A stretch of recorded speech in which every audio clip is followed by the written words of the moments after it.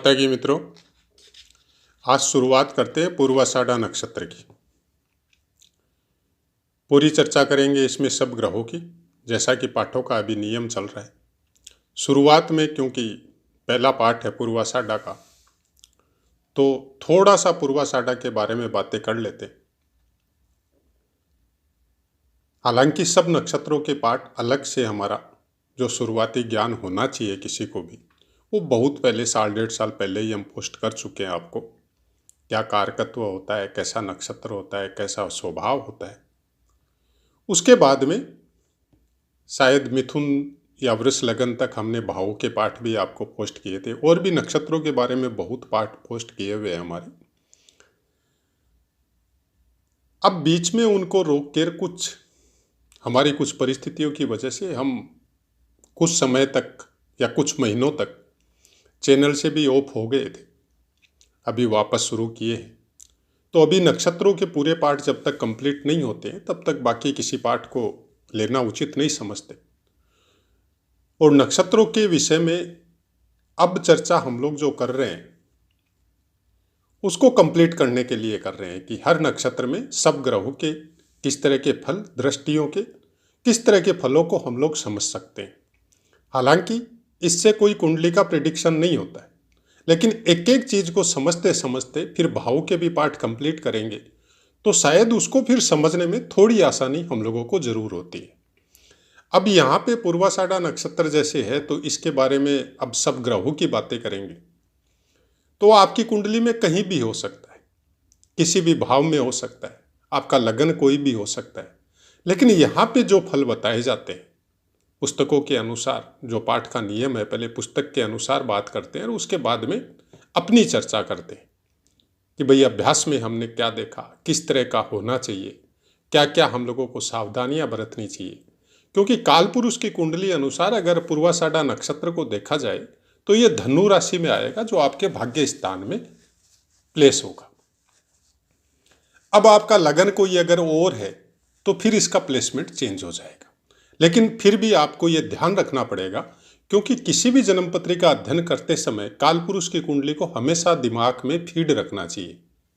उसका भी फल कुछ न कुछ आपको प्राप्त होता है। तो चलिए आगे बढ़ते हैं। पूर्वाषाढ़ा नक्षत्र में जिनका भी जन्म होता है प्रायकर बुद्धिमान होता है, तर्क शक्ति अच्छी होती है, अपनी बात पर अड़े रहने की प्रेरणा होती है, ईश्वर भक्त होता है, विनम्र होता है, पाखंड वगैरह उनको अच्छा नहीं लगता, हृदय से बहुत कठोर भी होता है और बहुत नम्र भी होता है। दोनों चीज़ें हैं। आपकी हेल्प करने में सहायक प्रवृत्ति होती है। लेखन प्रतिभा ऐसे इंसानों के अंदर होती है, लिखने की कला जरा थोड़ी अच्छी होती है, अक्षर सुंदर होते हैं, और कविताएं लिखने का भी शौक ऐसे इंसानों को होता है। कोई ज़रूरी नहीं है कि उसको वो प्रोफेशनल बनाए, लेकिन ऐसा शौक होता है, बहुत शौक होता है। जैसे आपको भी होगा, हमको भी है। जैसे हमारा शौक था कि हम ज्योतिष या रहस्य से संबंधित ज्ञान को प्राप्त करें, लेकिन हमारे प्रारब्ध ने हमको उस चीज़ की इजाज़त नहीं दी तो हमको प्राइवेट सेक्टर में नौकरी करनी पड़ी। लेकिन शौक तो शौक है, उसको छोड़ता नहीं है इंसान। तो जब भी समय मिलता है, चलिए नौकरी से परिवार का भरण पोषण हो रहा है वो भी कर रहे हैं, और अपने ज्योतिष से संबंधित या अपने काम से संबंधित जो भी हम लोगों को प्राप्त होता है, जो समय थोड़ा बहुत भी अगर प्राप्त होता है तो उसमें उस चीज़ को भी ऐड कर लेते हैं या उस ज्ञान को भी प्राप्त करने की कोशिश करते हैं। शुक्रदेव का नक्षत्र है, चारों चरण आपको धनु राशि में आएंगे। ऐसा इंसान चिकित्सा के क्षेत्र में भी जा सकता है अगर बाकी कुंडली या बाकी ग्रह सपोर्ट करे तो। ये थोड़ा सा एक हमने स्टार्टिंग में, क्योंकि पूर्वाषाढ़ा नक्षत्र को आज चालू कर रहे हैं तो स्टार्टिंग में थोड़ा सा आपको बता दिया। हालांकि ये सब पाठों का समापन होने के बाद में हम लोग डीप चर्चा करेंगे प्रत्येक नक्षत्र की वापस से, और उसमें पूरी तरह उसको जानने की कोशिश करेंगे। हो सकता है वीडियो थोड़ा लंबा हो जाए उस समय, लेकिन इस तरह से उसकी डीप चर्चा हम लोग करेंगे कि दिमाग में वो पूरी तरह क्लियर हो जाए, मतलब ऐसा फीड हो जाए दिमाग में कि फिर भी वो भूलना मुश्किल हो। हम लोग जब कुंडली का प्रिडिक्शन करें तो पूरी तरह हम लोगों को याद रहे कि ये नक्षत्र किस तरह का फल हम लोगों को प्राप्त करवा सकता है। अब आगे बढ़ते हैं, सूर्य देव की बात करते हैं। पूर्वाषाढ़ा नक्षत्र में अगर सूर्य देव हो तो किस तरह के फल प्राप्त होंगे। तो उस फलों को समझने के पहले सबसे पहले आपको ये समझ लेना चाहिए कि जब भी फल बताए जाते हो तो आपको ये ध्यान में रखना चाहिए कि पूर्वाषाढ़ा नक्षत्र मतलब कालपुरुष की कुंडली अनुसार धनु राशि में विराजमान होगा।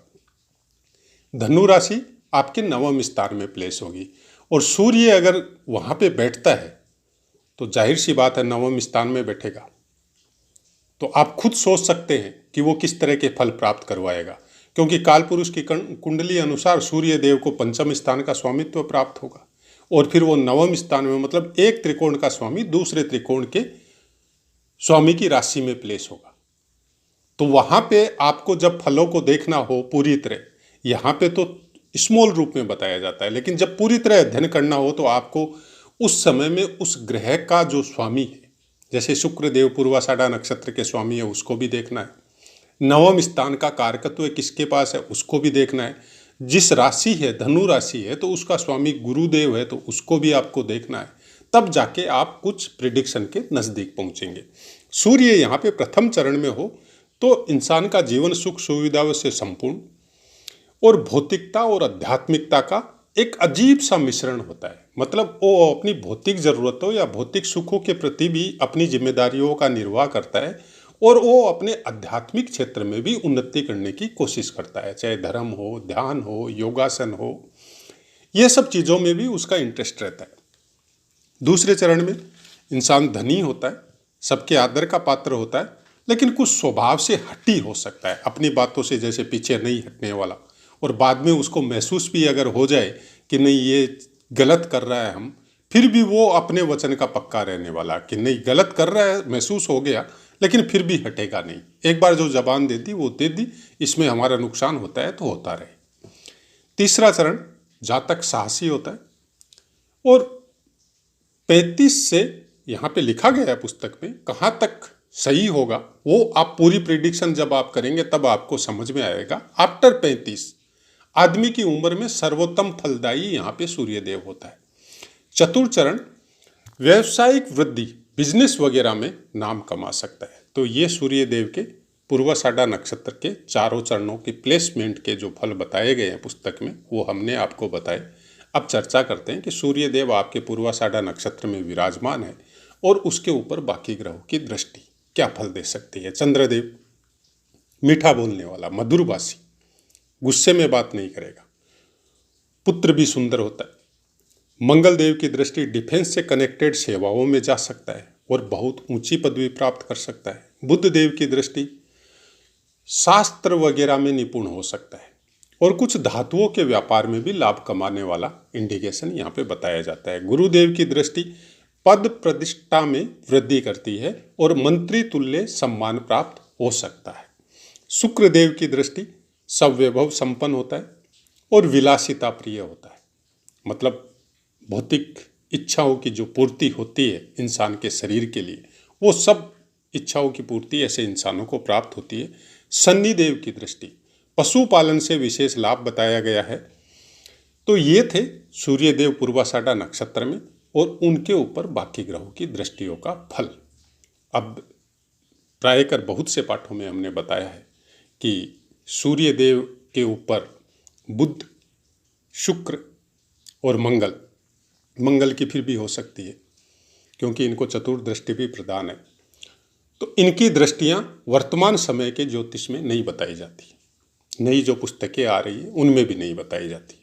लेकिन जो पुरानी पुस्तकें हैं, होरा शास्त्र ले लो आप, और कोई पुरानी पुस्तक जितनी पुरानी आपके पास है, तो उनमें क्या है कि 1 चरण दृष्टि, 2 चरण दृष्टि, 3 चरण दृष्टि, 4 चरण दृष्टि, वो सब बताई गई है। तो वो ये पुस्तक भी उतनी पुरानी है, बहुत पहले की है, तो उसी दृष्टियों को समन्वय करके और इन पाठों का उन्होंने शायद लिपिबद्ध किया है। तो आपको उस तरह से ही समझना चाहिए था। और जहाँ तक हमारी बात है, हम आज भी उन दृष्टियों को ध्यान रखते हैं जब किसी कुंडली का, चाहे हमारी अपनी हो या अपने परिवार की हो, तो जब कुंडली का अध्ययन करते हैं या समझते हैं तो उन दृष्टियों का भी थोड़ा बहुत दिमाग में ये चीज़ फीड है तो ध्यान रखते हैं कि कहीं से कोई देख रहा है क्या, चाहे 1 चरण दृष्टि से हो, चाहे 2 चरण दृष्टि से हो, 4 चरण दृष्टि तो मतलब संपूर्ण दृष्टि। तो वो सब का भी प्रिडिक्शन में बहुत जरूरी है ध्यान रखना, क्योंकि पुरानी दृष्टियों को आज के समय में हम लोगों ने इग्नोर कर दिया। लेकिन हम लोगों ने किया है, ग्रहों ने किया, इसका तो हम लोगों को पता नहीं है। जब वो कई युगों से, जैसे बोलते हैं कि पुरानी दृष्टियां जब चली आ रही है तो कई युगों से चली आ रही है, और बहुत कुछ परिवर्तन शायद उस युग में किसी विद्वान ने किया होगा, क्योंकि हम लोगों के पास तो ये सबूत तो है नहीं कि किसने क्या चेंज किया था। लेकिन वर्तमान का सबूत है। उसका कारण ये है कि वर्तमान की पुस्तकें हम लोगों के पास है और पुरानी पुस्तकें भी आज प्राप्त है, तो उनमें ऐसा जो चेंज हुआ है वो हम लोगों को ध्यान में है। किसी भी जन्मपत्री का अध्ययन करते समय, किसी ग्रह नक्षत्र का अध्ययन करते समय, किसी एक ग्रह से, किसी एक नक्षत्र से आपकी पूरी कुंडली का अध्ययन नहीं होता है। लेकिन आपको एक एक पाठ या एक एक अध्याय या एक एक पुस्तक का अध्ययन करने से ही आपको कुछ समझ में आएगा। आप सब कुछ एक ही वीडियो में, एक ही पुस्तक में प्राप्त नहीं कर सकते। मतलब ज्योतिष जो ज्ञान है, बहुत से पाठों में हमने बताया, ये ज्ञान आप इससे अगर भविष्य देखने की प्रेरणा से अगर इसको सीखना चाहते हैं, पढ़ना चाहते हैं, तो रुक जाइए। हमारा अपना पॉइंट ऑफ व्यू है, डिस्टर्ब हो जाएगा माइंड। क्योंकि बहुत सी जगह जब पुस्तकों के अनुसार कोई चीज मिलाई जाती है तो नहीं मिलती है, और बहुत सी जगह अगर मिल भी गई तो आप उसको रोक नहीं सकते। वो सामर्थ्य हम लोगों में वर्तमान समय में होनी बहुत मुश्किल है। हाँ, ज्योतिष को अगर ज्योतिष के अनुसार देखते हैं, ज्ञान प्राप्त करने की पहली सीढ़ी पे पांव रखना है, उसके अनुसार देखते हैं और अपने आचरण या विचारों या व्यवहार में सुधार करते हैं, कुछ अध्यात्म को प्राप्त करने के लिए कुछ नियम बनाते हैं, तब ज्योतिष बहुत अच्छा है। तब इससे बड़ा कोई ज्ञान का कोई शास्त्र या पुस्तक हमारी दृष्टि में नहीं है। बहुत कुछ है, आप वेद पुराणों की बातें कर सकते हैं, गीता रामायण की बातें कर सकते हैं, लेकिन उसके भी सार को समझने के लिए आपको ज्योतिष की हेल्प लेनी पड़ेगी। जब तक आपको ज्योतिष का थोड़ा भी ज्ञान नहीं होगा, तब तक वेदों को समझना भी बहुत बड़ी और बहुत ही मतलब दिमाग को परेशान करने वाली बातें हैं। ऊपर से जो अर्थ समझ में आता है वैसा कुछ अर्थ होता नहीं है। एक ही पुस्तक को जब आप बार बार पढ़ते हैं, एक ही योगों को जब आप बार बार पठन करते हैं, तो 3-4 बार पढ़ने के बाद में उसी योग का एक अलग ही रूपांतर समझ में आता है। तो आशा है मित्रों, पाठ समझ में आया होगा। अब अपनी वाणी को विराम देते हैं, आपसे आज्ञा लेते हैं। जय माता।